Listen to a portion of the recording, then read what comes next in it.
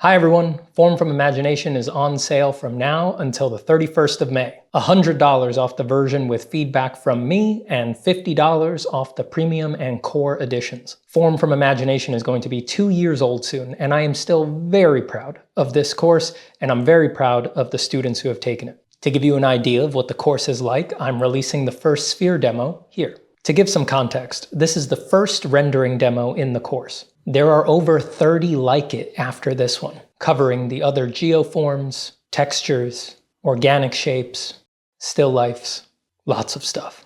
After that, there's a whole section of quick tips for designing form, and this demo is preceded by modules explaining materials, what your pencil can do, the nature of light in detail, and the individual modeling factors that create a sense of form. So enjoy this preview, and if you're curious about my materials, I'll include a link in the description to the materials video from the course as well. Happy drawing, everyone. Enjoy. Off to the races. Let's draw the average sphere. It's in an idealized directional light. Think like sunlight, where the rays are parallel. And we're imagining the light is above it and in front of it and hitting it from an angle. So it's very much like the light source we used for the modeling factors demonstration video. I'm using my circle guide here to get the basic shape, but you can use anything. A cup or a coaster or whatever you got. You do not have to run out and buy anything. If you're doing pencil, I'd recommend keeping it small. I believe this sphere was only 2 inches in diameter, and it still took me about 40 minutes to render it and another 30 to do the background. Time increases sharply as the circle gets bigger.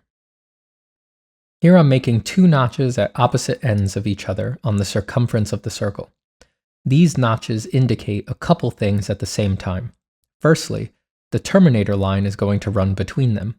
That being the case, they do also, technically, give the direction of the light, since they're indicating where the light rays are striking tangent to the form of the sphere. 2 simple notches already establish so much. Using a straight edge here to establish that light direction by drawing 2 parallel lines that run tangent to the edge of the sphere, or put another way, perpendicular to the notches we drew. These don't have to be perfectly parallel, but if they're diverging a bit too much, they'll indicate a very clear local light source, and that has some extra considerations. So instead of that, let's use the standard sunlight or idealized directional light that we're using here. We do want to sketch them for now though, because they let us know the general idea of where to sketch our shadow. They let us know how off angle to the sphere the shadow should be, and also how wide it can get.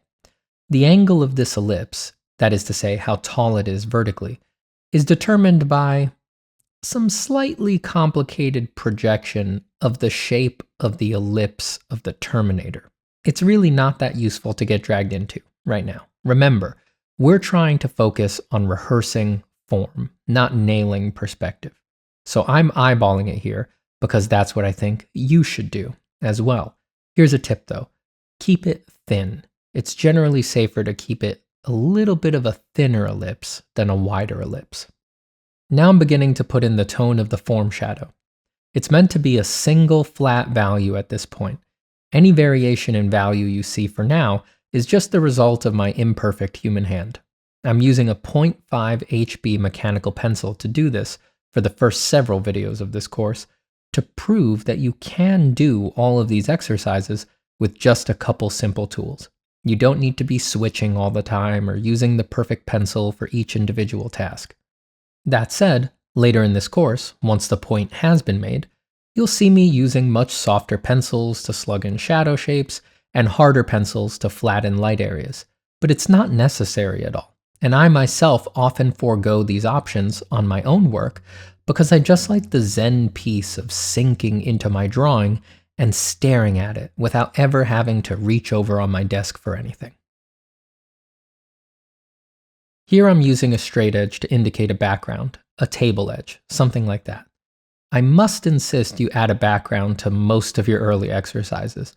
It's the only way to be sure your forms feel lit enough, have enough contrast, read as a particular value, so many things really. And it starts readying you for real compositions. In general, I just think it's best practice when you're trying these things out for the first time.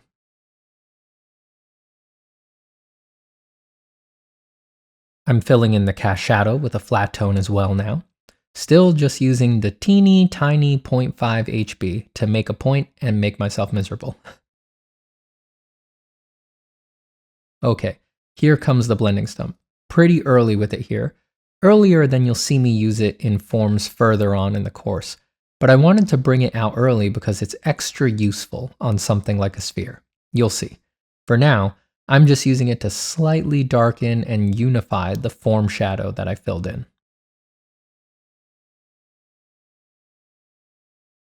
Now here's where the extra useful move is.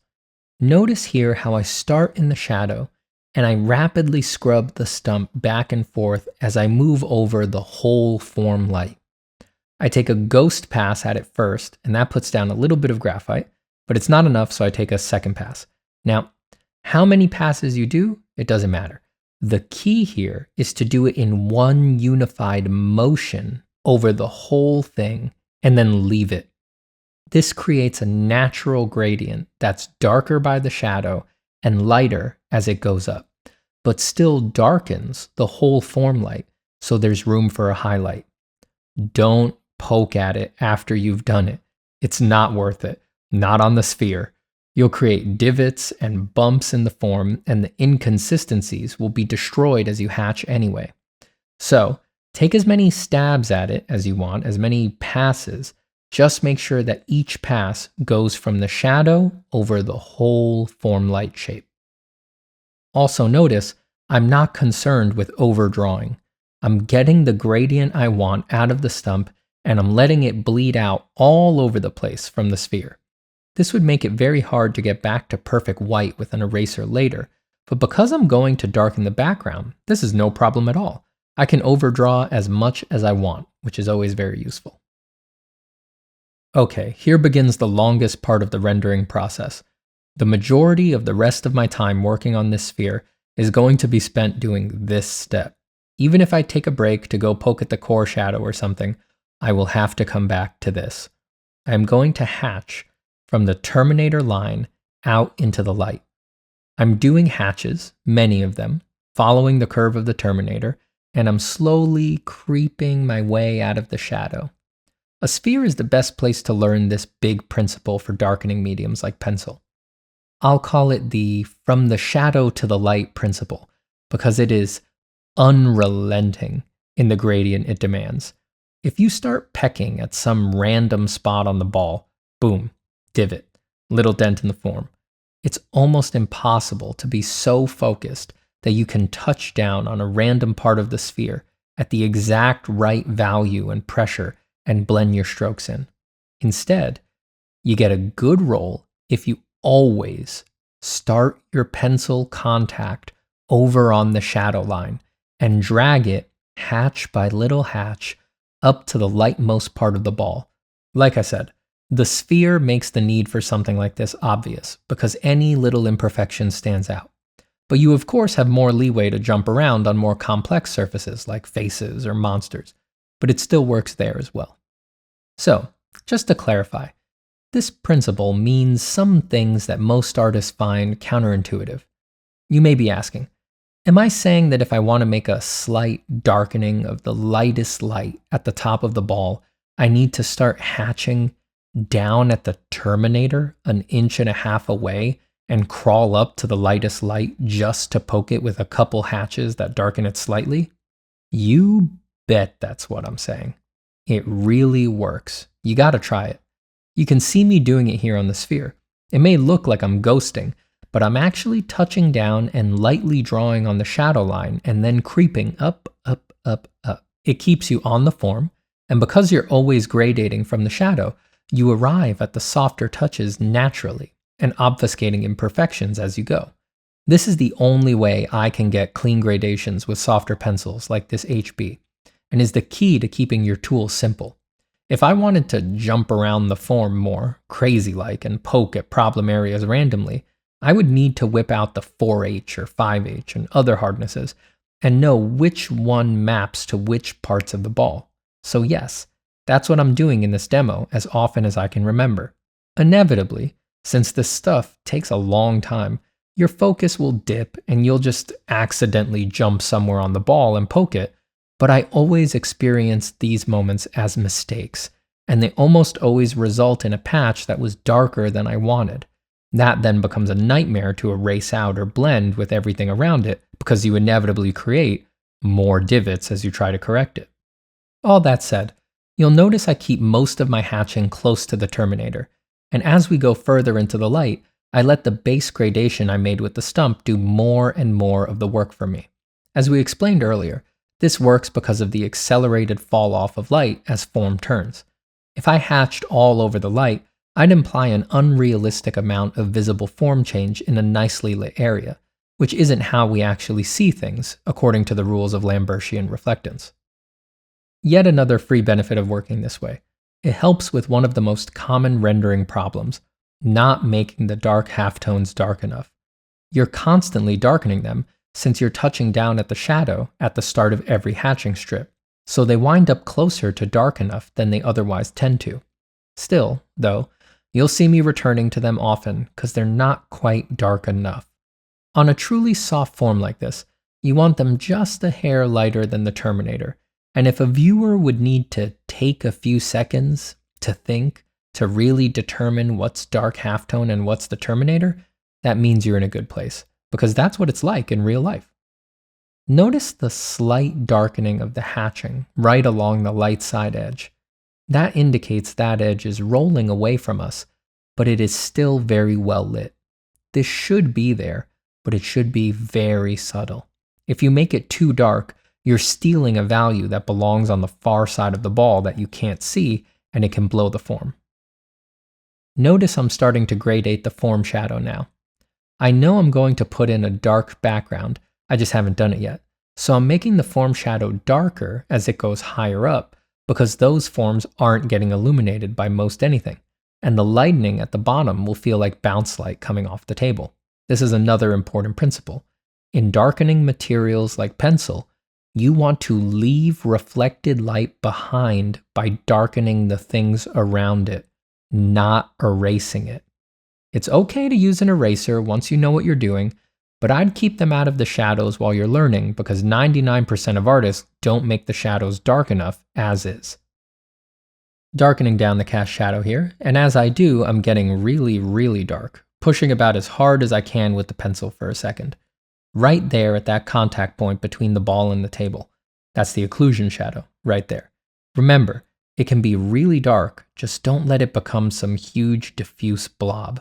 Real ambient occlusion shadows are rather sudden. They are strong at the contact point and disappear very rapidly as there's more distance between objects. Now, I think I overstated this a bit in this demo, but I thought it was important to introduce this effect. If you remember, we pointed this out in the modeling factors video for the cube, but it also happens on the sphere. Here, I'm darkening the sphere at its bottom in the shadow as it rolls down towards the table. And this effect is quite interesting in my opinion, because it is produced by an overlap of two factors. First is ambient occlusion, classically construed.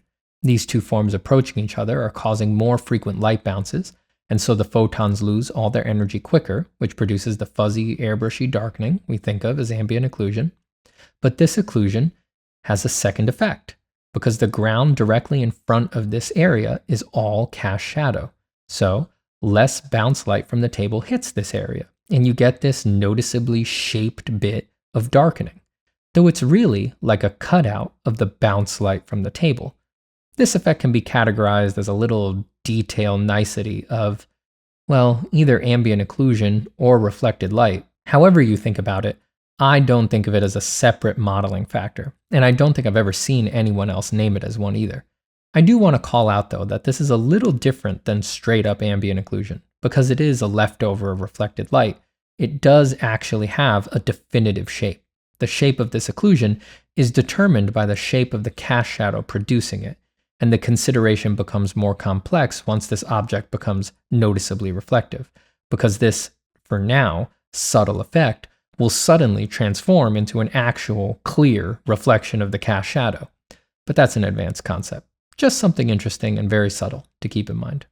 Here I am with my eraser dropping in an indication of the specular reflection in the light zone. This is just a little touch, and since the whole light shape was darkened by the initial tone we put down with the blending stump, any erased area will stand out against the hatching. I spot it in with the kneaded eraser, and then I bring out the click eraser to give it a bit of a hatchy edge to blend in with the surrounding hatch marks.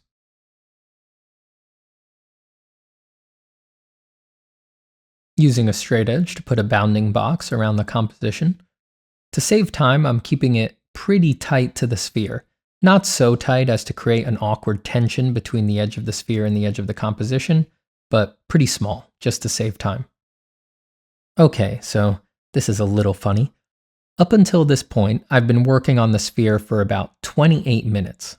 Now I'm starting to fill in the background, and I'm about to spend, I just checked, the next 20 minutes just flatting in this black background. Like I indicated in the videos explaining the basic things your pencil can do, flatting with pencil is a real time sink. It does make the comp look so much better though. I'm going to fast forward through it now, but I wanted to make a big deal out of it before doing that, because the fast forwarding doesn't communicate the amount of patience you need to allow this uninteresting, flat background to take as long as the whole rest of the subject matter. Now it does go a bit faster in the later demos when I'm using softer pencils for the backgrounds, but it takes a long time when I'm using the HB pencil. But then again, it's still only 20 minutes. I mean, how many 20-minute blocks have you spent not making a drawing better in your life? Just think of it that way. That's what I do. Now that the background is in, it's time to wrap up. I'm lightly feathering from the background into the top of the shadow side of the sphere here, just to soften and darken the weird glowy edge I got while filling in the background. That happens all the time. You just got to correct for it. That edge just looked darker when against a white background, so the slight halation didn't really pop out. Now, against a black background, it sticks out like a sore thumb. Following the dark to light principle from before, I'm touching down in the dark background shape and feathering my hatches into the sphere so that the dirty touchdown points are in the void and I get clean lifts at the end of my stroke on the body of the sphere. Darkening the occlusion shadow further here.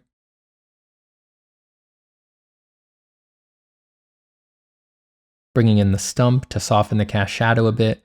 Notice that we haven't used the stump since that first step where we passed the base gradient over the light shape. We did all the proper rendering work just with hatching. A sphere is so precise that hitting the light with the stump in a more piecemeal way tends to produce ugly patches. I think it's better to stitch it out of little lines. And there's how long it took on my clock, about an hour, 40 minutes. Yeah, this stuff takes a long time. You need to be patient. And it makes you wonder why you're being so impatient about the more complicated things you draw, right? Nope, still not done, still at it. An hour 40 ain't enough, even after all these years. I wanted to roll off the edges of the sphere a bit more, and as I said before, dark halftones still not dark enough, so pushing a bit harder and hatching right where we exit the terminator. You can also see me doing some shorter strokes. That means I'm slashing at noticeably light areas that are between hatches. And there's the new total time, an hour, 42 minutes.